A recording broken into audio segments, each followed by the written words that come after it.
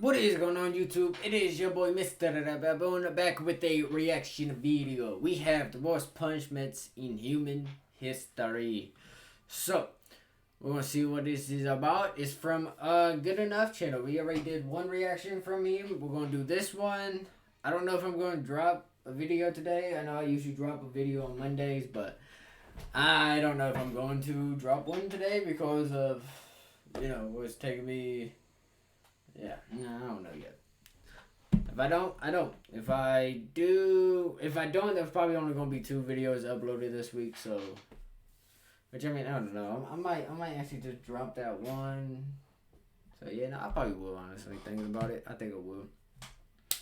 Link in the description for the video and the channel link down below in the description. If you guys want to check it out, you guys can. With that being said, let's kind of get into this.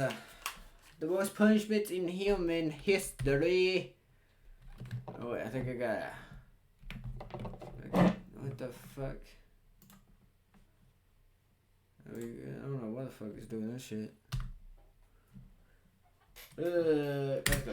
Slowly work our way towards the stuff of nightmares. Number 10. The Rat Dungeon. If you were alive in London, England during the medieval period, you would have definitely heard about the Rat Dungeon, since this punishment struck paralyzing fear into the hearts of even the most hardened criminals. This was a cell that was located at the bottom of the London Tower, where prisoners were shackled and chained in complete darkness. But here's the thing, the dungeon was connected to the nearby river and just below the river's waterline, so that when the water levels rose, all the rats that lived along the riverbed would be pushed out of their shelters and forced to swim downstream. This would of course lead the hungry and angry rats towards the entrance of the dungeon, where they would then come face to face with the prisoner. But to the unlucky prisoner, he never actually saw anything, and all he would hear were the soft scurries of the rats' feet entering the dungeon. And in a matter of minutes, these soft noises were in the hundreds and all around him.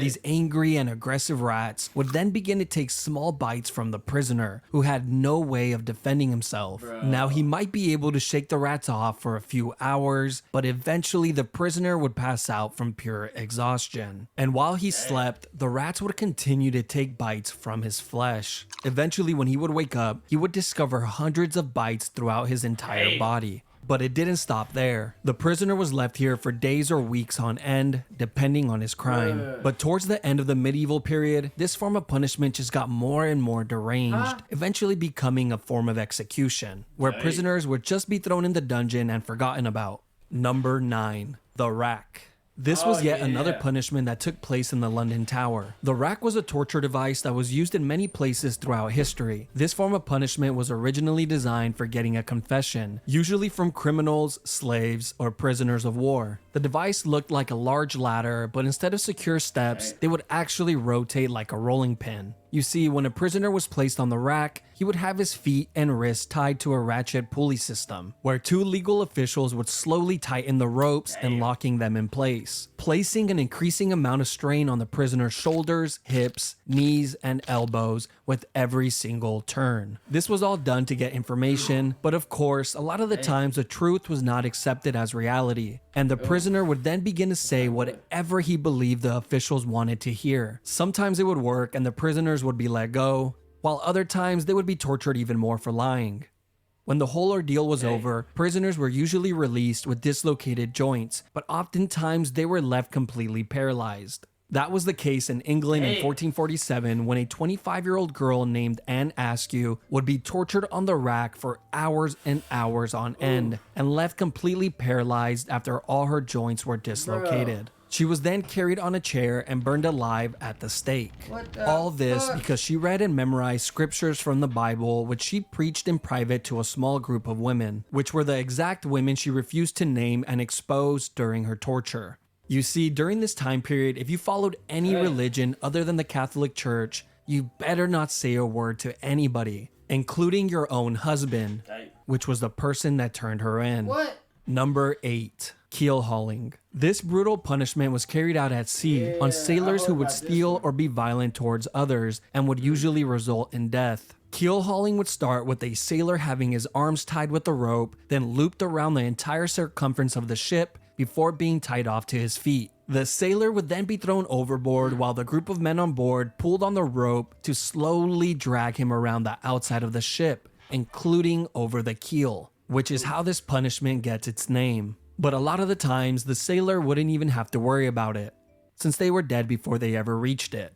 Kinda just depends on how hard the guys on the rope feel like working that day. Not only would the sailors be drowning and getting their backs and necks broken on the keel, they were also getting sliced apart like a cheese grater by all the sharp barnacles on the outside of the ship. But if by some miracle a sailor actually happens to make it all the way around the ship without dying, one of three things will happen. 1, he would be sent for round 2 and for sure be dead by then. 2, be freed and allowed back on the ship, where he would then slowly die to infections. Or 3, live the rest of his life single and being made fun of since he was now fully covered in scars from head to toe. Number 7, crushed by elephants. Now we are getting to the part of the list where living is no longer an option. This form of punishment has been used by many countries throughout history, but was There's no way out of that. There's no way to survive that. None. most recently used by India in the 19th century, which is really not that long ago if you really think about it. Like, your great-grandma could have witnessed one of these. What type of crimes would you have to commit to be crushed by an elephant, you might ask? Well, apparently if you failed to pay your taxes, that was good enough. And of course, stealing or being an enemy soldier was also a great way to become a tortilla. But the most disturbing case in history was when the 4th Mughal Emperor of India ordered an enormous amount of criminals to be crushed to death in a single day, simply because he was bored and needed some entertainment. The guy who forgot to pay his taxes, crushed. The man who stole an apple from the local market, crushed. The little orphan who jaywalked across the street, crushed. The man who murdered his neighbor and added his remains to a large pot of tomato soup, then fed that soup to his family and watched them eat it from the shadows with a creepy smirk on his face. He's alright. Apparently he makes a damn good soup. There. What the fuck? I heard he's starring in the next superhero blockbuster. They're calling him... We have an ad. We have an ad. Look at this ad. We have an ad. So, let me know. Make sure you guys like, comment, subscribe, turn on post notifications if you guys are enjoying the video so far. You know what I mean? I really do appreciate it. So, with that being said, let's get back to the video. There are a few ways that this public execution goes down, but one thing always stays the same. There's always a guy on top of the elephant controlling its every move. And this was very intentional, as this was meant to showcase just how amazing the ruling class were. I mean, look at them. They can control an elephant. Now be impressed. The first method of execution was the one that you better pray for if this was going to be your fate. Here, the criminals would have their arms tied behind their back and their heads placed on a pedestal, where it was then crushed like a grape by the elephant's foot. Now, the second method is much more cruel. The criminal would be placed flat on the floor with their arms tied behind their backs. Then the elephants would be guided to walk over the person's body, and hopefully the criminal would die on the first go. But sometimes they just end up crushing a leg or an arm, so the elephant then has to make a U-turn and try again and again and again. The final and worst way is when a highly trained elephant was guided to slowly crush the person limb by limb. They would first crush the arms, then the legs, and then poke holes in them with the tusk, until eventually dealing the final blow to the head or torso. This is the more theatrical route that rulers like the 4th Mughal love to take, and made for a truly traumatizing experience for everyone. Except for the 4th Mughal. He loved it. Number 6. Impalement. Probably one of the grossest and most cruel forms of punishment on the list. This has been used by a few countries throughout history, but was most recently used in Egypt in the 17th century, usually against criminals that were highway robbers, grave thieves, or anyone who would try and start a rebellion. This punishment would start by having a criminal lay flat on their stomachs with their arms tied behind their back. They would then be sliced open with a razor to increase the size of their back door. And as soon as that incision was made, the cut would be lathered with paste to instantly stop the blood. They would then thrust in a long wooden stake that was the width of a man's arm, which was sharply tapered on one end. They then begin to hit the wooden stake with the mallet, pushing it further and further in. And of course, the steak was greased up beforehand to make this process a lot smoother. And once the steak has popped out of the criminal's shoulder, head, or mouth, they were pretty much long gone. He is then planted next to a busy road, like a Halloween decoration, to remind everyone that this is what happens when you break the law. They will be left there for the entire day and removed the following morning before the body begins to stink. But wait, there's another version of this as well. You see, on some occasions, the criminals would only be impaled just deep enough to keep them in place, but not too deep that it would cause immediate death. They would do this by having stakes that had a seated position on them to prevent the person from sliding down any further. They would then be placed on a busy road where they would suffer for hours and hours, pleading to people walking by for help, until eventually succumbing to their wounds. Number 5. Poena Culae. Poena Culae is Latin for penalty of the sack. And that's exactly what it was, just a lot more terrifying and cruel. This was an exclusive punishment for anyone that would murder their own family members. This was first seen in the 2nd century in Rome, but would later be used by the Germans in the 18th century. This all begins with a convicted murderer being placed inside a thick leather bag. But just to make sure the man isn't lonely, they would then add a dog, a rooster, a viper, and a monkey. I don't know what these animals did to deserve this, but hey, at least the evil family murderer doesn't die alone. Once all the animals are added inside the bag, it is then sewn shut, creating an almost airtight seal. Now you would think this would be horrible enough, but no, this is just the beginning. Because as soon as the bag is sewn shut, it is then tossed into the ocean. But don't worry, later on, these murderers would be given the option to either be placed inside the leather bag or be sent to perform at the Colosseum, where they can perform the act of being mauled to death in front of all of their loved ones and peers. You know, at least they had the option. Number 4. Rats. This is one of the most sick punishments in all of human history, and it involves the use of rats. I will cover 2 of them here as they are very similar. The first use of this form of punishment dates back to 1568 during the 80 Years' War. A Dutch leader named Diederik Sonoy would often use this method of punishment, which involved placing a rat inside of a clay bowl, then placing it topside down on a prisoner's stomach, chest, face, or groin. Then the back of the bowl would be heated with either a torch or some coals, causing the rat to go into a full-on panic, trying to escape from the heat, and its only way out was to burrow into the human. Once inside, it would continue to chew and tear apart whatever was in its way, desperately searching for a way out. Eventually, the rat finds its way out of the maze and survives. The same could not be said for the prisoner. But the second method was much, much worse, and was highly secretive since it was used under the guidance of the dictator Augusto Pinochet, where he held power from 1976 through 1983. They called it the rectoscope, and I'm sure you have already figured out where this is going. Yes, it's exactly what you think. They would place a tube on a prisoner's back door, then insert a rat inside of the tube. The rat would then begin to burrow its way in. These people were so sick that they actually expected the prisoners to answer questions while this was going on. Eventually, the rat would find its way in and begin to move forward to find its way out. Nobody really knows how many people died from this punishment, but we do know that a ton of people went missing when this dictator was in charge. Number 3. Gibbeting. There's nothing more powerful than you making your thing happen. Really going for it. The last known use was in however you say this dude's name, right? He's not right in the fucking head. Sick fuck. Very sick fuck.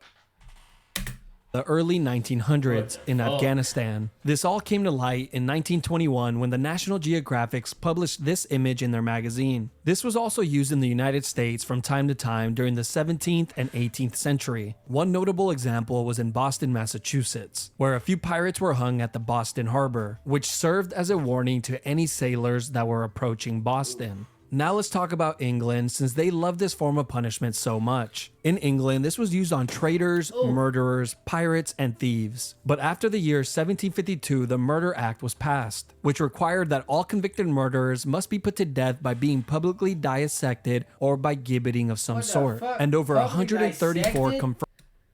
What? people met this fate. The most common form of gibbeting were actually cages, and they looked like this. It was an all-steel cage that was shaped tightly to the form of a human body, which was so tight that it would not allow the person inside to move. They were then hung 30 feet or more off the floor, usually on a public road or water hole, to ensure that the most amount of people could witness this monstrosity. But I could only assume this was more annoying than anything, since every time you get thirsty and needed to fill up your container of water, you would have to deal with the dying man begging you for a sip. Over here! But the annoyance and torture of the public didn't stop there, because after the criminals would die in the cages, the body would be left inside to rot for years and years on end, with the locals complaining that the smell of death was so pungent that they couldn't even sleep at night. There's even been reports that some human remains stayed inside of these cages for over 20 years before a government official would finally remember to clean it out. Number 2, scaphism. This was a form of punishment that was used by the ancient Persian Empire on anyone that would be convicted of murder. First, the criminal would be placed inside of a boat on their backs and tied down. The boat had 4 holes cut out so that the person's arms and legs would be outside of the boat and in the water. They were then force-fed large quantities of honey and milk until their stomachs were visibly full. They would then proceed to lather their entire body with the milk and honey as well. After all these steps were completed, he was then pushed out to the middle of the lake where he was completely exposed to the heat of the sun. But the sun would soon become the least of his worries. You see, the reason they fed him milk and honey was not because it was a great last meal, but because this combination causes a person to get extreme diarrhea, which mixed with the sweet honey attracts rodents, bugs, wasps, bees, flies, and whatever other animals live near the lake. After being tormented by the animals throughout the entire night, you would think that the daytime maybe gets a little better. No, because as soon as the sun rises the following day, the person inside of the boat gets another gigantic meal of milk and honey and an additional lathering. This would be done on a daily basis to prolong the punishment for as long as possible. It was also well documented that the rodents would continuously attempt to burrow inside of the person through their back door. They were probably trying to get a head start on their next meal. A writer named John Sonaris wrote in great detail about one of these incidents. He would go on to say that it was one of the most horrid and cruel forms of punishment, since it was terribly long and seemed to have no end in sight. He wrote about a man who survived for an entire 17 days before he finally died from his wounds. Apparently, the man spent his last few days with his entire face completely covered with wasps, and his flesh rotting away, filled with swarms of parasites and worms, all while being covered in his own filth. Number 1, the oubliette. Oubliette simply means to forget in French. This was a punishment that was used in many places throughout history, including in the London Tower, which had a small and confined room called Little Ease. Not only was this room pitch black, it was also so small that prisoners could not sit, stand, or lay down while inside it, and they would be left in this uncomfortable position for days on end. One of the most famous oubliettes is not the one in the London Tower, but in the neighboring district of Warwick, inside of Warwick Castle. Here, deep underground in the castle's dungeons, is a very small and narrow cell, completely made of stone, which has a metal door to close it shut. Prisoners were tossed inside of the cell and forgotten about, as the name implies. The prisoner would just have to sit there and wait for their inevitable death, which usually came in a few days from dehydration or starvation. Now, of course, this would be the best case scenario, because in reality, most of the time there would already be a rotting corpse inside of the cell to keep the new prisoner company. The previous occupier of the cell would serve as a daily reminder of his upcoming fate. But that's not the only companions that he will have, since the underground dungeons are completely infested with rats that have developed a taste for human flesh. But wait, there's more. These oubliettes existed in many of the castles throughout Europe, and in recent times they have actually discovered these dungeons with dozens, if not hundreds, of human remains inside of it, as proof that they were hardly ever cleaned. Like in Leap Castle of Ireland, where in 1900, during the castle's renovation, a worker found a small opening behind a wall inside of the chapel. This hole had an 8-foot drop that led to a large oubliette, and what the worker found inside shocked him, since it was filled with so many skeletons that they needed multiple cartloads to clear it all out. But just when you think the section is over, it just keeps on giving. You see, there's been many stories of men who have been placed inside one of these dungeons and kept alive for years and years on end, surviving off crumbs of food and minimal amounts of water, prolonging their inevitable demise for as long as humanly possible. These cells were sometimes even placed on ground level so they can hear the voices and laughter of the people outside, an experience that they will never get again in this lifetime. That's cold. No, that's cold. That is cold. This is the next one we're watching. Yeah, you know. I'm not gonna try it. I'm gonna botch it. I'm not gonna try it. You know what I mean? Let me know what you guys think about this channel, all this stuff. You know what I mean? I'm really liking this channel. I will say that. This is the second video I reacted to. We got this one. And then I think he only has the 3, if I'm not mistaken. I think so. Maybe. I could be wrong. I really could be wrong. I could be. I don't know. I check it, or you guys can check it. You know what I mean? You guys stay safe, all that good stuff. Let me know what you guys thought about the video down below in the comments. Like, comment, subscribe, turn on post notifications. I will see you guys in the next video. You guys stay safe, all that good stuff. Positivity is key, motivation is key, happiness is key. I will see you guys in the next video. You guys watch out for each other. Stay safe. I'll see you guys in the next one.